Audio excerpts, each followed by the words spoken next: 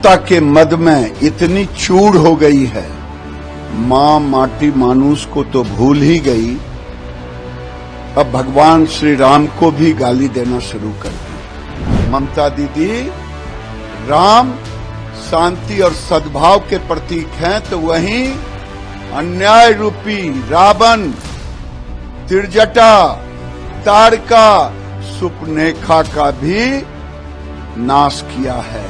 अब बंगाल में अन्याय रूपी रावण, ताड़का, सुपनेखा का वध होना तय है। ममता बनर्जी कहती है मां, मानुष और माटी बंगाल, लेकिन ममता बनर्जी सत्ता के मद में इतनी चूड़ हो गई है, मां माटी मानुष को तो भूल ही गई, अब भगवान श्री राम को भी गाली देना शुरू कर दी। आज बंगाल में डॉक्टर बेटी के रूप में निर्भया की फिर से उसके साथ जो दुर्दांत अपराधियों ने सत्ता के संरक्षण में बलात्कार किया, निर्भया के भी याद को भी कम कर दे रहा है। साथ ही साथ अभी खबर आई है, एक युवक का सर भी कटा मिला है।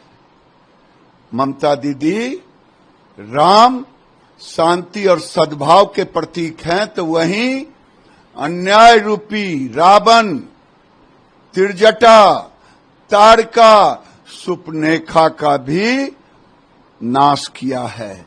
इसलिए अब बंगाल में अन्याय रूपी रावण, ताड़का, सुपनेखा का वध होना तय है।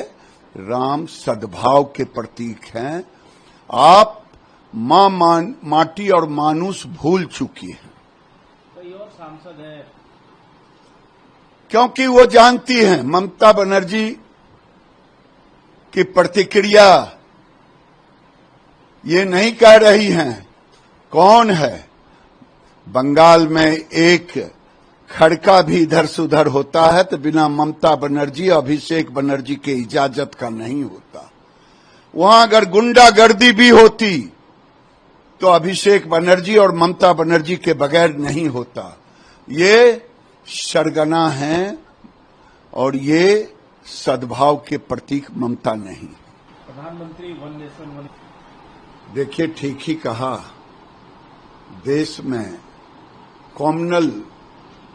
कॉमन सिविल कोड, कॉमनल को भी कहा जाता है इसलिए कि एक खास को प्रोटेक्ट करती है। आजादी के बाद से हिंदुओं ने, सनातनियों ने बाल विवाह जैसी जो हमारी विसंगतियां थी उसको हमने समाहित करके भारत के संविधान में भरोसा किया। लेकिन ये कॉमन सिविल कोड शरिया कानून को जिंदा रखा, 3 तलाक को जिंदा रखा। धन्य मोदी जो उसको खत्म किया।